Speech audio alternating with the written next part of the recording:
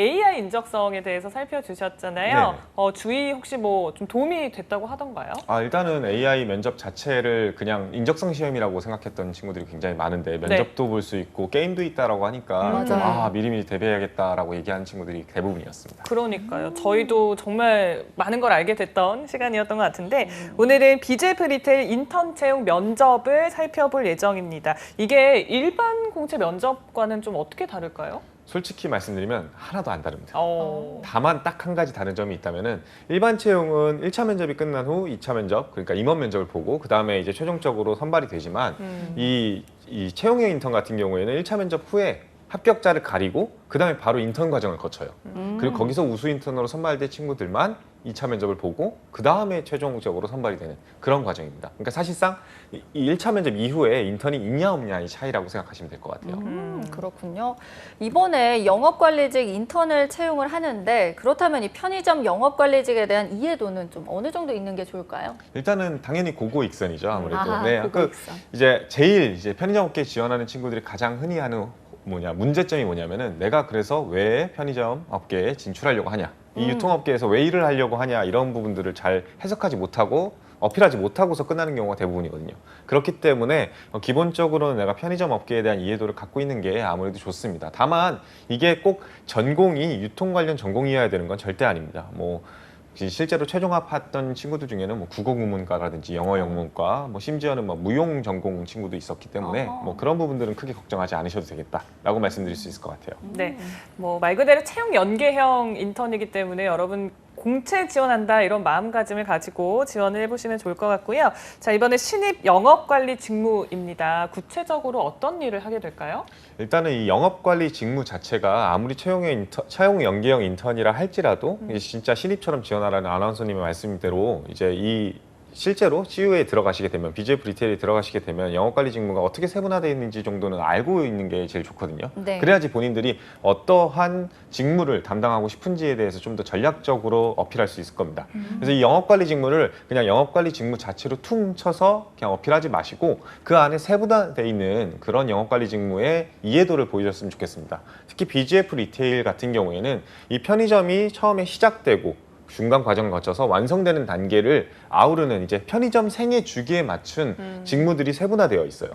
그래서 첫 번째 스타팅 포인트죠. 이제 편의점이 처음 시작할 때 그때는 스토어 플래너라 그래서 SP라는 이제 점포 개발 직무가 따로 있고요. 네. 그리고 중간 다리로 하고 있는 ST 스토어 트레이너, 그래서 이제 이거를 성장기로 갈 수 있게끔 유도해주는 신규 점포 관리직이 있고요. 마지막으로 SC 스토어 컨설턴트라 그래서 가맹점들, 이제 최종적으로 이제 안정화되어 있는 가맹점들의 그런 점포 관리를 담당해주는 그러한 직무도 있습니다. 이러한 직무에 대해서 이해를 하고 있어야지 아무래도 본인들이 직무적으로 어떻게 어필할지도 알 수 있겠죠.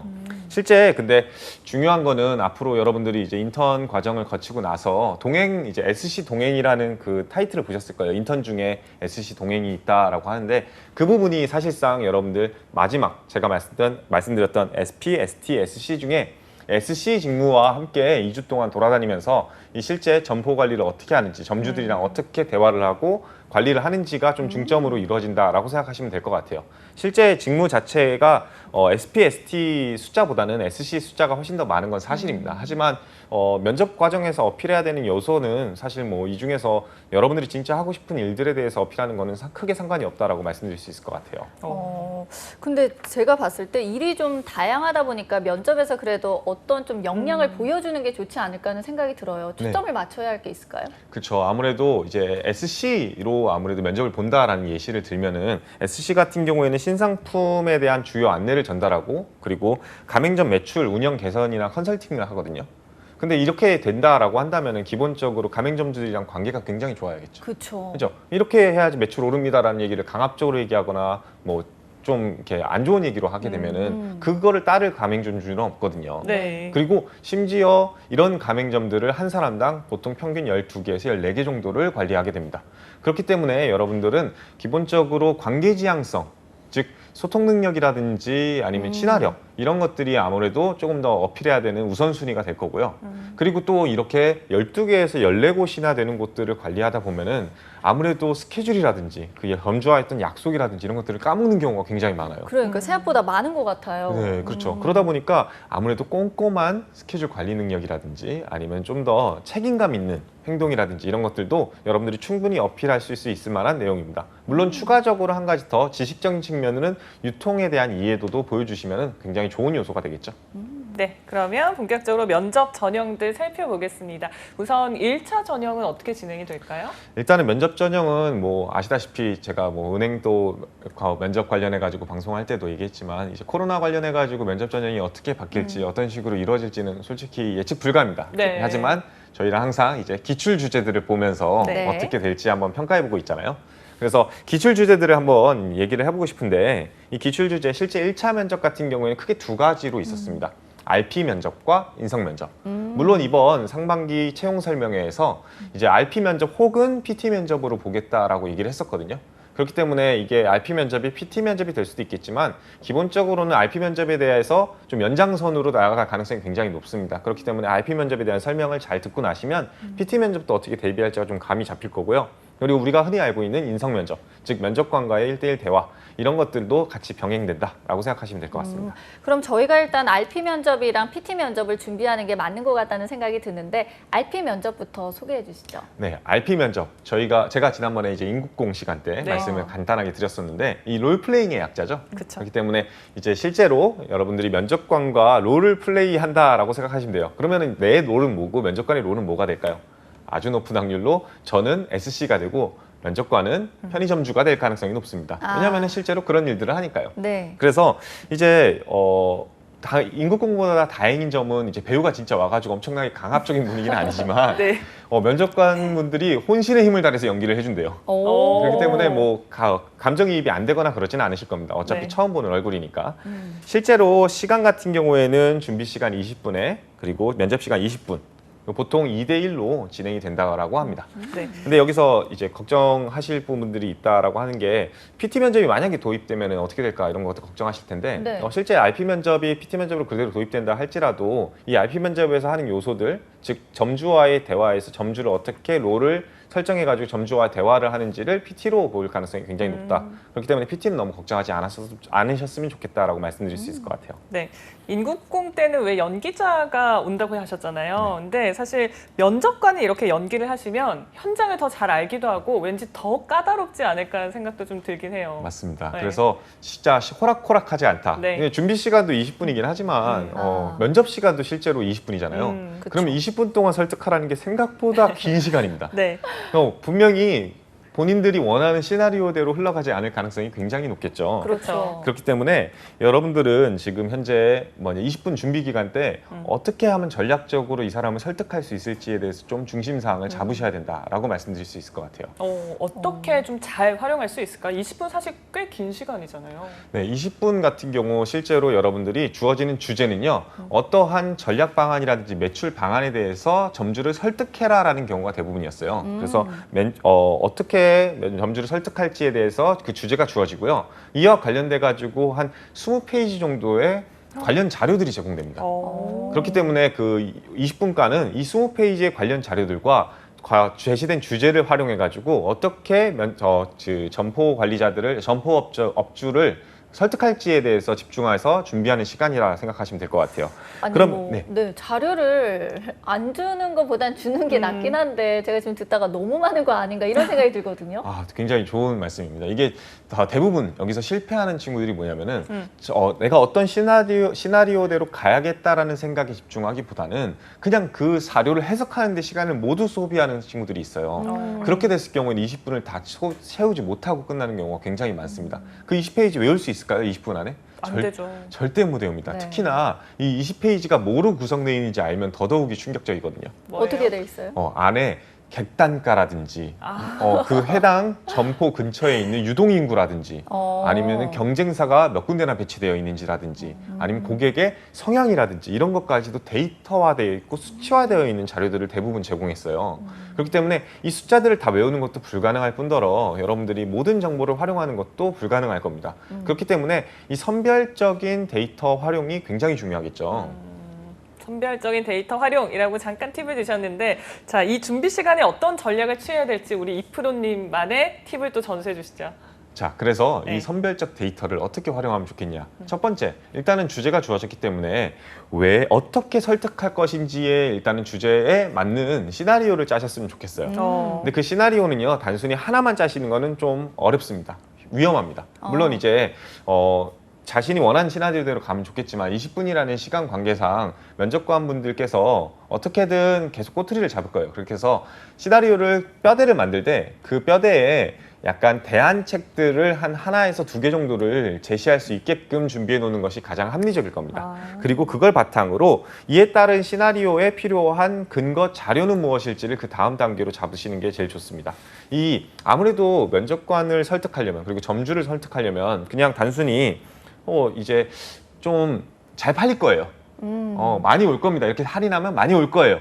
라고 얘기하는 것보다 네. 현재 유동인구 중에 20대의 비율이 이 정도를 차지하고 있으니 이런 빼빼로데이에 좀 경쟁적인 할인을 하게 될 경우에는 실제 과거 사례를 봤을 때 매출이 약 120% 정도 증가한 사례를 볼 수 있습니다, 점주님. 그렇기 때문에 지금 잠깐의 객단가를 낮추는 거에 너무 걱정하지 마시고 더 많은 고객이 방문할 수 있게끔 좀 유도하는 전략을 함께 구상해보는 건 어떨까요? 라고 설명하는 거. 야, 아니 이프로님 너무 완벽한 대답 아닙니까? 아니 제가 수험생이라면 데려가고 싶을 것 같아요. 아, 그냥 답변을 이렇게 해야겠다라는 진짜 생각이 들 정도인데 사실 뭐 이걸 준비를 한다고 해도 우리가 기출 문제나 좀 사례가 있으면 좀 더 이해하기가 쉽지 않을까 싶거든요. 소개해 주실 거 있을까요? 네, 그래서 기출 주제들 몇 가지를 갖고 왔는데요. 네, 첫 번째는 이제 패점을 고려하는 점주를 설득해라. 실제로 굉장히 많겠죠. 네. 아, 너무 힘들다. 매출이 잘 안 오른다. 혹은 금융 서비스 도입을 망설이는 점주를 설득해라. 예를 들면 이제 요즘에 페이 같은 경우에 굉장히 많은 페이가 생겼잖아요. 네. 뭐 그런 것들은 또 추가 수수료를 많이 내기 때문에 이런 것들은 좀 도입하기 싫어하는 분들이 굉장히 많아요. 그러니까 실제 현실에서 있을 법한 이야기들이겠죠. 특화점 제한을 거절하는 점주를 설득해라. 혹은 블랙 프라이데이, 최근에 이제 좀 한국형 블랙 프라이데이 나왔잖아요. 맞아요. 이런 네. 것들도 편의점에 도입되는 경우가 굉장히 많거든요. 그런 거에 대해서 아무래도 가격이 너무 낮아지다 보니까 매출의 급감을 우려하는 점주들 같은 경우에는 좀 거절하는 경우가 굉장히 많았습니다. 그렇기 때문에 이런 점주를 어떻게 설득할지 한번 해봐라. 라는 게 대부분이었어요. 즉, 이 주제는요, 그냥 진짜 말도 안 되는 주제가 아니라 실제 여러분들이 SC로 일하게 되면은 있을 법한 주제를 바탕으로 여러분들이 롤플레이를 한다라고 생각하시는 게 맞습니다. 와, 생각보다 쉽지 않네요. 그리고 그 나눠주는 자료도 굉장히 전문적인 수치가 포함된 그런 자료들이어서 20페이지면 저는 궁금한 게 사실 그 지원자마다 더 중요하다고 여기는 그 부분이 좀 다를 것 같아요. 아, 맞습니다. 그러면은 PT라든지 롤플레이 그 뭐 이렇게 보여주는 것도 좀 달라질 것 같은데요. 일단은 그래서 이제 본인들이 제가 처음에 말씀드렸던 그 부분이 가장 중요한 포인트가 그 시나리오를 어떻게 짤지가 핵심이 될 겁니다. 그 앞서 말했듯이 수치적인 자료를 모두 활용하는 건 불가능에 가깝다 그랬잖아요. 네. 그렇기 때문에 나는 이런 방식으로 점주를 설득할 것이다라는 어느 정도의 포커스가 생겼다고 한다면 그것들을 어떻게 보면 근거력을 좀 더 설득력을 강화시킬 수 있을 만한 수치적 자료를 여러분들 시나리오에 함께 포함하는 게 제일 중요하겠죠. 실제 여러분들이 근데 맨손으로 그냥 면접장에 들어간다고 생각하지 않으셔도 돼요. 네. 실제 그 자료가 주어지고 나서는 A4 용지랑 펜이 주어져요. 그렇기 때문에 여러분들이 필요한 자료들은 A4 용지를 바탕으로 좀 써놓고 실제 면접장 가서는 대화를 하듯이 하다가 필요한 정보나 자료가 있다고 하면 잠깐 보면서 설명을 할 때 좀 더 설득력 있게 얘기하는 거는 굉장히 좋은 태도가 될 겁니다. 이번에 이제 RP 면접이 아니라 PT 면접 형식으로도 나올 수 있다고 하셨잖아요. 그러면 이런 부분들을 PT 면접을 할 때 좀 뭐 전략이 달라질까요? 아니, 그렇지는 않다고 생각을 합니다. 만약에 진짜 RP 면접, 상황 면접을 그대로 PT 면접으로 재현한다라고 한다면 실제 주제도 똑같이 주어질 가능성이 굉장히 높고 네. 이 주제를 바탕으로 점주를 어떻게 설득할 건지 PT를 해봐라 라고 하면서 본인의 시나리오를 말 그대로 발표해보라는 식으로 얘기할 가능성이 굉장히 높습니다. 다만 여기서 주의할 사항은 아무래도 질의응답 시간이 분명히 존재하겠죠. PT 시간이 20분이나 될 수는 없기 때문에 그쵸. 기본적으로 한 5분 내지 10분 정도의 PT를 하고 난 이후에 질의응답이 10분에서 15분 정도가 이루어질 가능성이 굉장히 높습니다. 그리고 그때는 아무래도 전략적으로 여러 가지를 물어볼 건데요. 네. 실제 RP 면접에서 가장 곤란한 질문이 본인들이 준비한 시나리오가 있어요. 근데 제가 앞서 말했듯이 시나리오대로 안 흘러간다 그랬잖아요. 네. 그렇죠. 그러다 보니까 이 점주가 그럼 이거 돼요? 아니면은 그럼 저거 돼요? 이렇게 물어보는 경우가 있어요. 근데 시나리오대로 준비한 근거 자료가 분명히 20페이지 어딘가에서 본긴 봤는데 그 자료를 준비를 안 했어요. 맞아. 네.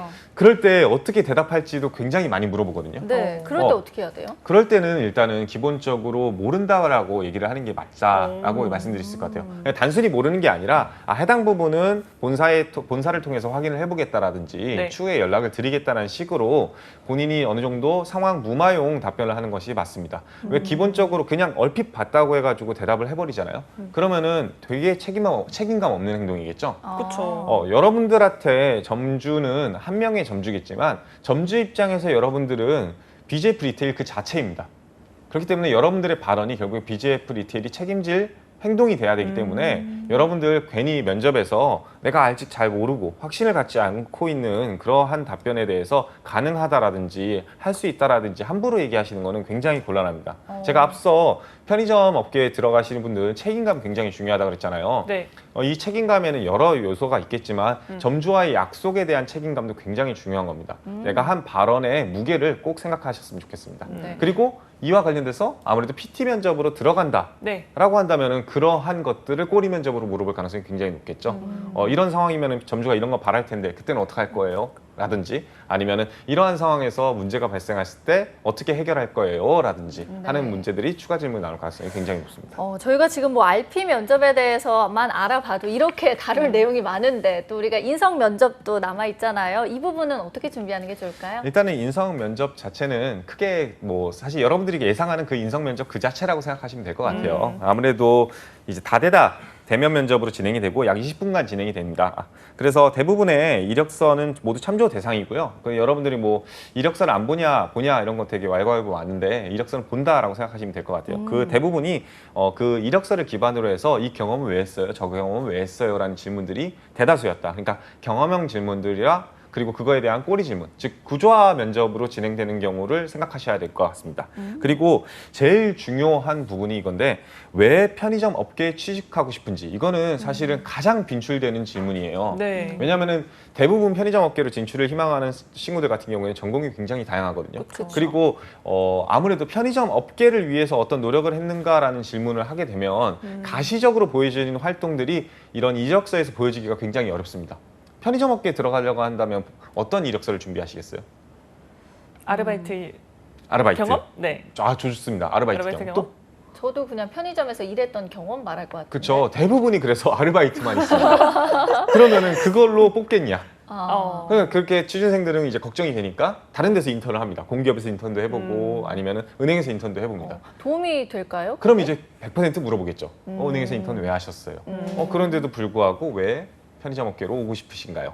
이게 사실상 어떻게 보면 순차적인 단계라고 생각하시면 좋을 것 같아요. 근데 이게 꼭 화살, 그러니까 여러분의 독처럼 날아오는 게 아니라고 생각했으면 좋겠어요. 편의점 업계에 진출을 희망한다 할지라도 은행에서 일했던 것들이 지금 현재 BJF 리테일에서 충분히 활용할 만한 요소들이 분명히 있을 것이고 네. 그리고 여러분들이 인턴 경험이 아니더라도 알바 경험이라든지 아니면 유통관리사 자격증을 취득한 경험들마저도 여러분들이 편의점 업계에 희망하는 그러한 사유가 될 수 있을 만큼 단순히 그런 우려 질문들을 부정적인 질문으로 오인하지 말고 어떻게 긍정으로 바꿀 수 있을지에 집중하셨으면 좋겠습니다. 네.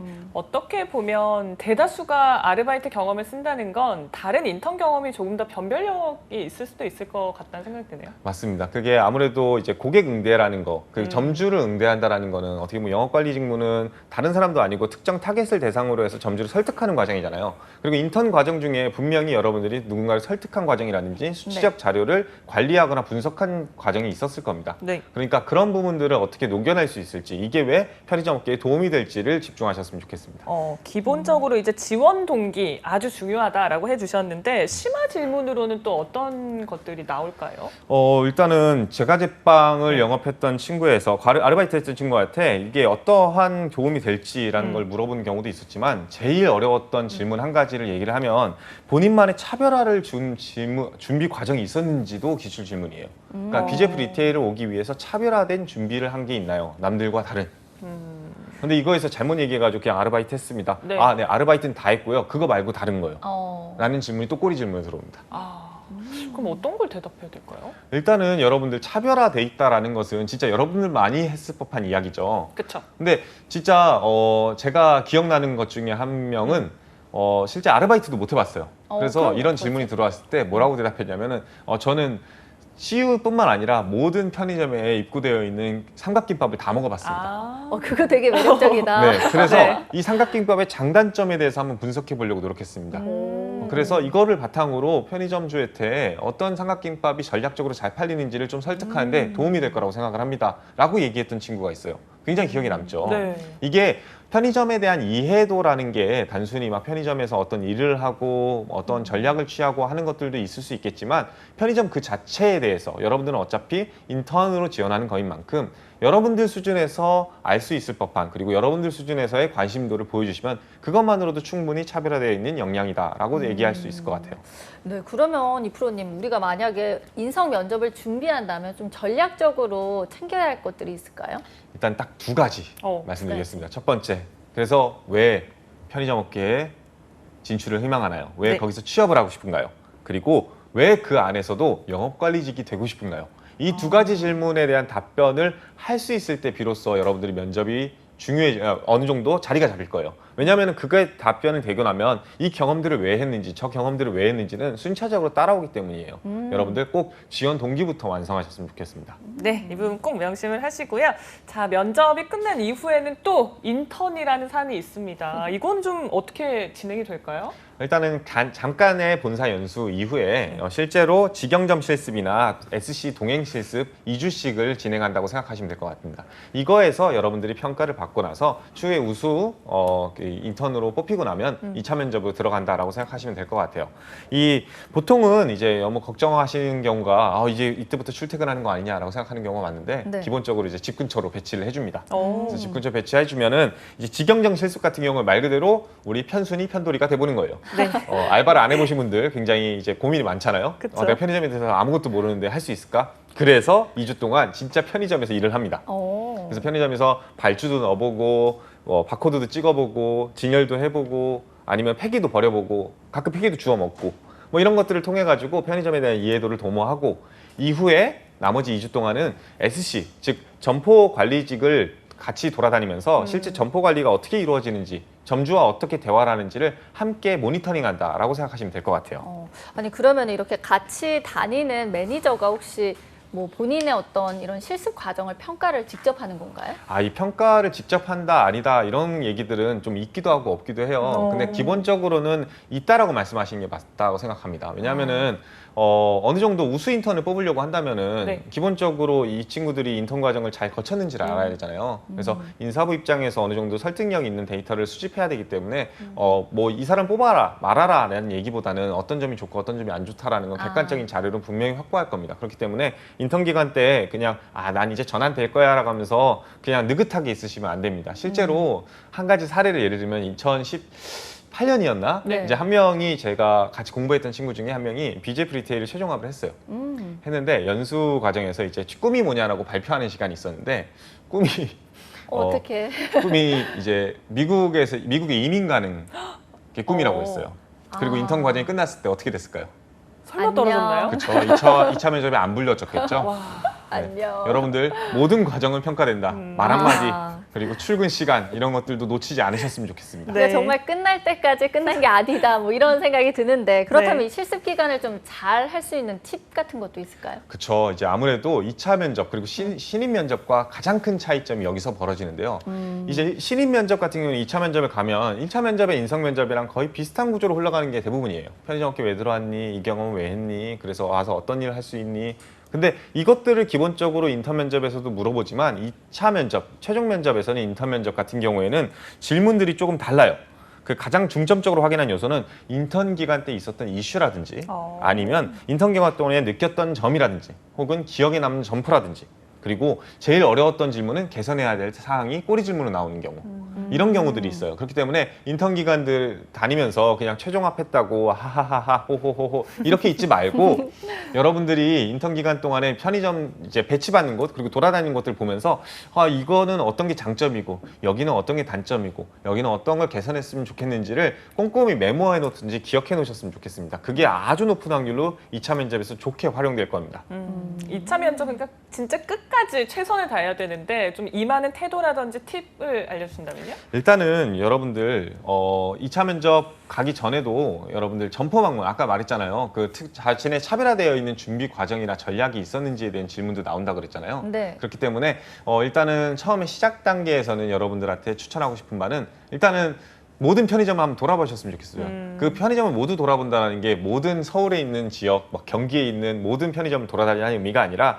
하다못해 내 동네에 있는 CU나 그리고 그 밖에 경쟁 업체들을 돌아봤으면 좋겠습니다. 그리고 그 차이점들에 대해서 좀 이해를 하셨으면 좋겠어요. 네. 어떤 것들이 PB 상품으로 들어와 있는지 그리고 이거는 어떻게 배치가 다른지 혹은 같은 빼빼로데이라도 같은 화이트데이라도 어떤 것들이 달랐는지 이런 것들을 좀 중점적으로 체크해 놓으시거나면 굳이 편의점에서 일을 안 했다 할지라도 여러분들이 편의점에 대한 이해도를 좀 도모하실 수 있을 겁니다. 그리고 이후에 1차 면접 이후에 인턴 과정이 거칠 때 앞서 말했듯이 내가 배치받는 지점이라든지 아니면은 SC와 함께 돌아다니는 점포에 대해서도 꼭 숙지를 해놓는 것이 어떻게 보면 여러분들한테 굉장히 좋은 요소가 될 겁니다. 아니 이 프로님 설명을 쭉 들어보니까 제가 봤을 때 경험이 상당히 있으신 것 같아요. 뭔가 편의점에서 일한 경험 혹시 많으세요? 저는 편의점에서 일한 경험은 없고 이탈리안 레스토랑에서는 일해봤는데 당시에 이제 퇴근을 하고 나면은 꼭 너무 늦은 시간이어서 뭐 식사를 못 하고 나오잖아요. 네. 그래서 야식으로 꼭 편의점에 들려서 아. 야식을 많이 챙겨 먹었던 기억이 있습니다. 근데 이런 경험들도 어떻게 보면 편의점 업계에 지원할 수 있는 좋은 동기가 될 수 있겠죠. 남들이 열지 않는 시간에 끝까지 고객을 맞이하는 편의점. 어떻게 보면 24시간 운영된다는 그 체제 자체가 여러분들 고객을 상대한다는 거 어떻게 보면은 대부분의 점포들은 대부분 7시 이전에 8시 이전에 닫잖아요. 맞아요. 근데 끝까지 열어가지고 언제 어디서든지 고객을 만날 준비를 하는 곳이라고 한다면 정말 유통업계에서 굉장히 중요한 이슈이지만 나아가서 여러분들 고객을 대면하는 데 있어서도 더 중요한 이슈겠죠. 그런 것들을 좀 녹여내는 인성 면접을 된다고 한다면 여러분들이 편의점 업계에 진출하려고 하는 노력도도 함께 녹여낼 수 있을 겁니다. 네, 자 BGF 리테일 면접 준비하는 분들 위해서 마지막 원포인트 레슨 한마디 해주시죠. 일단은 첫 번째 앞서 말했던 그런 지원 동기 꼭 차분하게 준비를 해놓고 내가 편의점에 왜 지원하는지 꼭 했으면 좋겠다. 두 번째, 점포 꼭 방문해봐라. 이 점포는 CU뿐만 아니라 그 CU의 경쟁사까지도 방문해봐라. 그리고 그 방문한 점포의 세 번째, 그 상권의 나름대로의 상권 같은 것들을 한번 분석해봐라. 왜냐하면은 여러분들이 어디를 방문했다 그러면은 거기에 어떤 특징이 있었어요라는 질문이 꼬리 질문으로 아주 많이 따라옵니다. 네. 그렇기 때문에 이걸 꼭 준비했으면 좋겠고요. 마지막으로는 면접 스터디를 활용해라.